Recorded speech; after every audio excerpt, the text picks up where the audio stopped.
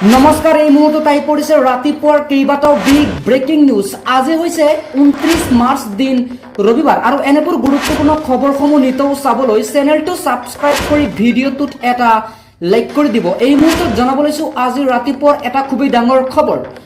অহা 5 বছৰৰ ভিতৰত মিয়াৰ কামিহাৰ ভাঙি দিম। এইবাৰ ৰাজ্যৰ মুখ্যমন্ত্ৰী ডক্টৰ হিমন্ত বিশ্ব শৰ্মা পুনৰ মিয়াক লৈ গৰ্জি উঠিছে। অসমীয়া মানুহৰ ফালে কোনেও ৰঙা চকু দেখাব নোৱাৰিব। হিমন্ত বিশ্ব শৰ্মাই ক'লে 5 বছৰত মিয়াৰ কামিহাৰ ভাঙি দিম। বিগত 5 বছৰত কামিহাৰডাল ভাঙিলো, অহাবাৰ সমান কৰি দিম। এইদৰে মন্তব্য কৰিছে হিমন্ত বিশ্ব শৰ্মাই। অসমীয়াৰ আগত থিয় হোৱাৰ সাহস ইহঁতৰ নোহোৱা হৈ গৈছে। ৰাস্তাত আহি কিবা ক'লেই জেল যাব লাগিব তেওঁলোকৰ। ৰাস্তাত আহি কিবা ক'লেই তেওঁলোকৰ জেল যাব লাগিব। বিগত 5 বছৰত অসমীয়া মানুহৰ বহুত সাহস আছিল, সিহঁতৰ সাহস শেষ কৰি দিলো। দাদাগিৰি নচলিব। ঘৰ হত্যাকাৰী নেতাও ৰাজপথত ওলালে চকু তল কৰি যাব লাগিব। পৰৱৰ্তী খবৰ, কংগ্ৰেছক এইবাৰ মুকলি সমৰ্থন জনাইছে AIUDF প্ৰধান বদৰুদ্দিন আজমলে। বদৰুদ্দিন আজমলে ক'লে ৰাজ্যত পুনৰবাৰ কংগ্ৰেছ চৰকাৰ গঠন কৰক। নিৰ্বাচনৰ প্ৰাক্ষণত কংগ্ৰেছক মুকলি সমৰ্থন জনাইছে বদৰুদ্দিন আজমলে। আমাৰ ইচ্ছা কংগ্ৰেছ চৰকাৰ কৰক, আমাৰ ইচ্ছা বিজেপি ইয়াৰ পৰা গুচি যাওক। আমাৰ ইচ্ছাটো হ'ল কংগ্ৰেছ চৰকাৰ গঠন কৰক ৰাজ্যত আৰু বিজেপি ৰাজ্যৰ পৰা গুচি যাওক। নিজৰ ইচ্ছাৰ কথা পূৰণ কৰাৰ কথা কৈছে, কিন্তু ইচ্ছা পূৰণ কৰিব পৰা নাই কংগ্ৰেছে। ৰাজ্যসভাতো আমাৰ সৈতে মিত্ৰতা কৰিব লাগিছিল। এইদৰে মন্তব্য কৰিছে বদৰুদ্দিন আজমলে। নিৰ্বাচনৰ প্ৰাক্ষণতে কংগ্ৰেছক মুকলি সমৰ্থন জনাইছে বদৰুদ্দিন আজমল। এই মুহূৰ্তত জনাইছো আন এটা খবৰ। এইবাৰ বিধানসভালৈ আহি আছো, মুখ্যমন্ত্ৰীৰ কামিহাৰ ভাঙি দিম, টুকুৰা টুকুৰ কৰিম। এবাৰ বদৰুদ্দিন আজমলে ক'লে বিধানসভালৈ আহি আছো আৰু মুখ্যমন্ত্ৰী হিমন্ত বিশ্ব শৰ্মাক ধমক দি ক'লে কামিহাৰ ভাঙি দিব মুখ্যমন্ত্ৰী হিমন্তৰ। হাত ভৰি ভাঙি চুৰমাৰ কৰি দিয়াৰ পোনপটীয়া ধমক প্ৰদান কৰিছে বদৰুদ্দিন আজমলে। নিৰ্বাচনৰ পাছতেই বিধানসভালৈ আহি আছো বুলি মন্তব্য কৰিছে বদৰুদ্দিন আজমলে। মুখ্যমন্ত্ৰীৰ কামিহাৰ ভাঙি টুকুৰা টুকুৰ কৰি দিম। মুখ্যমন্ত্ৰীৰ কামিহাৰ টুকুৰা টুকুৰ কৰি দিব বদৰুদ্দিন আজমলে। হাড় মূৰ ভাঙি চুৰমাৰ কৰি দিম। আগতীয়াকৈ ডাঙৰ চিকিৎসালয় সাজু কৰক। আজমলে হেলিকপ্টাৰ নাইবা বুকিং কৰক এৰোপ্লেন। মিয়াক কোনেও কষ্ট দিব নোৱাৰে। আজমলে ক'লে মিয়াক কোনেও কষ্ট দিব নোৱাৰে। নিৰ্বাচনৰ সময়ত ডিঙিৰ শিৰ ফুলাই বাসন দিলে অসমীয়াই ভোট দিব এবাৰ। পৰৱৰ্তী খবৰ, BLO সহ ভোটৰ সকলো মুছলমান ভোটৰ নাম কৰ্তন কৰা হৈছে আৰু এই ভোটৰ নাম কৰ্তন কৰাৰ পাছতেই অঞ্চলজুৰি এক হাহাকাৰময় পৰিস্থিতিয়ে বিৰাজ কৰিছে। বাছি বাছি ভোটাৰ তালিকাৰ পৰা মুছলমান ভোটৰ নাম কৰ্তন কৰা হৈছে ৰাজ্যত। একেলগে এটা ভোটৰ সকলো মুছলমান ভোটাৰ নাম কৰ্তন কৰা হৈছে ৰাজ্যত। নিৰ্বাচনৰ পূৰ্বে ভোটাৰ তালিকাত নাম নেদেখি ভোটাৰৰ মাজত লাগিছে হাহাকাৰ। BLO সহ ভোটৰ সকলো মুছলমান লোকসকলৰ নাম কৰ্তন কৰাক লৈ ৰাজ্যত হাহাকাৰময় পৰিস্থিতিয়ে বিৰাজ কৰিছে। বুথটোত থকা 340 গৰাকী মুছলমান ভোটাৰৰ নাম কৰ্তন কৰা হৈছে। আন এটা খবৰ, 90খনৰো অধিক আসনৰ লাভ কৰিব ৰাজ্যত NDA চৰকাৰ। অসমত তৃতীয়বাৰৰ বাবে NDA চৰকাৰ গঠন কৰিব। যিহেতু অমিত শ্বাহ অসমত উপস্থিত হৈছিল যোৱাকালি, গতিকে অসমত উপস্থিত হৈ কেইবাটাও বিস্ফোৰক মন্তব্য কৰিছে। তেওঁ ক'লে অসমত পুনৰবাৰ তৃতীয়বাৰলৈ ৰাজ্য চৰকাৰ গঠন কৰিব বিজেপি চৰকাৰ। অসমৰ ভূমিত নিৰ্বাচনক লৈ ভৱিষ্যতবাণী কৰিছে। নৰেন্দ্ৰ মোদী আৰু হিমন্তৰ নেতৃত্বত বিশ্বাসৰ আত্ম আছে। সকলো উগ্ৰবাদী সংগঠনৰ সদস্যই আত্মসমৰ্পণ কৰিছে। পৰৱৰ্তী খবৰ, যোৰহাটত ভয়ংকৰ বিস্ফোৰণৰ ঘটনা সংঘটিত হৈছে আৰু এই যোৰহাটত ভয়ংকৰ বিস্ফোৰণৰ ফলতেই একেলগে নিহত হৈছে এজন লোক। ভয়ংকৰ বিস্ফোৰণৰ হাহাকাৰময় পৰিস্থিতি বিৰাজ কৰিছে। দৃশ্যখনলৈ আপোনালোকে মন কৰক।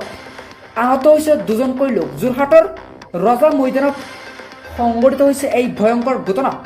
সন্দেহৰ অৱৰ্তত বিস্ফোৰণ ঘটনা সংঘটিত হৈছে বুলি একাংশই দাবী কৰিছে।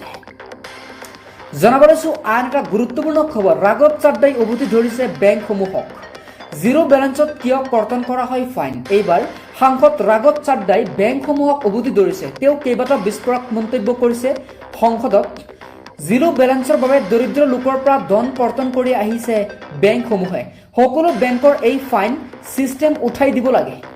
3 বছৰত গ্ৰাহকৰ পৰা 19,000 কোটি টকা সংগ্ৰহ কৰিছে বেংকসমূহে। এই ধনসমূহ আছিল দেশৰ দৰিদ্ৰ লোকৰ। এওঁলোকৰ দোষ কি আছিল? ৰাঘৱ চাদ্দাই ক'লে তেওঁলোকৰ দোষ কি আছিল? এইবাৰ হলঠেকত পেলাইছে বেংকসমূহক ৰাঘৱ চাদ্দাই। 10 দিনৰ সময় বান্ধি দিছে ট্ৰাম্পক। ইৰাণৰ 10 লাখ সৈনিক সাজু হৈছে যুদ্ধৰ বাবে। হৰমুজৰ পৰা পাকিস্তানী জাহাজো উভতাই পঠিয়াইছে এইবাৰ ইৰাণে। মুখ্যমন্ত্ৰীৰ লগত দীঘলীয়া বাৰ্তালাপ কৰিছিল নেকি অখিল গগৈয়ে? এইবাৰ ৰাজ্যত উত্থাপন হৈছে কেইবাটাও অভিযোগ। মুখ্যমন্ত্ৰী আৰু অখিল গগৈৰ দীঘলীয়া বাৰ্তালাপৰ খবৰক লৈ ৰাজ্যজুৰি হাহাকাৰ। কথাটো মই স্বীকাৰ কৰিব নোখোজো, অস্বীকাৰো কৰিব নোখোজো। এই প্ৰসংগত মই বেছি কথা ক'ব বিচৰা নাই, এইদৰে অখিল গগৈয়ে ক'লে। মুখ্যমন্ত্ৰী আৰু অখিল গগৈৰ দীঘলীয়া বাৰ্তালাপৰ খবৰক লৈ মুখ্যমন্ত্ৰীয়ে প্ৰতিক্ৰিয়া কৰিছে। মুখ্যমন্ত্ৰীয়ে ক'লে কথাটো মই স্বীকাৰ কৰিব নোৱাৰো আৰু কথাটো মই অস্বীকাৰ কৰিব নোখোজো। এই প্ৰসংগত মই বেছি কথা ক'ব বিচৰা নাই। আন এটা খবৰ, অসমীয়া জাতিক বিশ্বাসঘাতকতা কৰা এক খলনায়ক হৈছে অতুল বৰা। মন্ত্ৰী অতুল বৰাক লৈ কেইবাটাও বিস্ফোৰক মন্তব্য কৰিছে শিৱসাগৰৰ বিধায়ক অখিল গগৈয়ে। মন্ত্ৰী অতুল বৰাক কটাক্ষ কৰিছে এইবাৰ শিৱসাগৰৰ বিধায়ক অখিল গগৈয়ে। অতুল বৰাই দিল্লীৰ ওচৰত অসমীয়া জাতিটোক বিক্ৰী কৰি আছে। অতুল বৰাক অসমীয়া জাতিৰ খলনায়ক আখ্যা দিছে ৰাইজৰ দলৰ সভাপতি অখিল গগৈয়ে। অখিল গগৈৰ মতে বিদেশী খেদিবৰ বাবে অসমত গঠন হৈছিল অসম গণপথ, কিন্তু অতুল আৰু কেশৱ মহন্তই মন্ত্ৰী হ'বৰ বাবে অসমীয়া জাতিটোক বিক্ৰী কৰি দিছে দিল্লীত। এইদৰে কেইবাটাও বিস্ফোৰক মন্তব্য কৰিছে অখিলে। পৰৱৰ্তী খবৰ, মুখ্যমন্ত্ৰীক ৰঙা চকু দেখুৱাইছে অখিল গগৈয়ে। অখিল গগৈক কেইবাটাও বিস্ফোৰক মন্তব্য কৰিছে হিমন্তলৈ। মিয়াক লৈ মুখ্যমন্ত্ৰীয়ে কৰা বিস্ফোৰক মন্তব্যৰ বিৰুদ্ধে সৰব হৈছে অখিল গগৈ। মিয়াৰ কামিহাৰ ভঙাৰ হুংকাৰ দিছিল মুখ্যমন্ত্ৰী হিমন্ত বিশ্ব শৰ্মাই।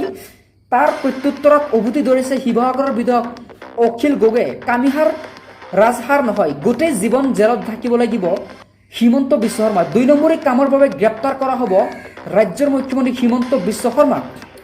বিজেপিক পৰাস্ত কৰাৰ পিছতে হিমন্ত বিশ্ব শৰ্মাৰ বিৰুদ্ধে লোৱা হ'ব একশ্যন। ৰাজ্যত হোৱা ভুৱা এনকাউণ্টাৰৰো অভিযুক্ত হ'ব হিমন্ত বিশ্ব শৰ্মা। পৰৱৰ্তী খবৰ, হিন্দু মুছলমানৰ ৰাজনীতিত অতিষ্ঠ হৈ পৰিছে এইবাৰ এগৰাকী বিজেপি নেতা। বিজেপি ত্যাগ কৰিছে এইবাৰ সুভাষ চন্দ্ৰ বসুৰ নাতিয়েকে। তেওঁ কেইবাটাও বিস্ফোৰক মন্তব্য কৰিছে। হিন্দু মুছলমানৰ ৰাজনীতিত অতিষ্ঠ হৈ বিজেপি ত্যাগ কৰিছে সুভাষ চন্দ্ৰ বসুৰ নাতিয়েকে। বিস্ফোৰক পোষ্ট লিখি বিজেপি ত্যাগ কৰিছে চন্দ্ৰ কুমাৰৰ বিৰুদ্ধে লোৱা হ'ব একশ্যন। ৰাজ্যত হোৱা ভুৱা এনকাউণ্টাৰৰো অভিযুক্ত হ'ব হিমন্ত বিশ্ব শৰ্মা। পৰৱৰ্তী খবৰ, হিন্দু মুছলমানৰ ৰাজনীতিত অতিষ্ঠ হৈ পৰিছে এইবাৰ এগৰাকী বিজেপি নেতা। বিজেপি ত্যাগ কৰিছে এইবাৰ সুভাষ চন্দ্ৰ বসুৰ নাতিয়েকে। তেওঁ কেইবাটাও বিস্ফোৰক মন্তব্য কৰিছে। হিন্দু মুছলমানৰ ৰাজনীতিত অতিষ্ঠ হৈ বিজেপি ত্যাগ কৰিছে সুভাষ চন্দ্ৰ বসুৰ নাতিয়েকে। বিস্ফোৰক পোষ্ট লিখি বিজেপি ত্যাগ কৰিছে চন্দ্ৰ কুমাৰ।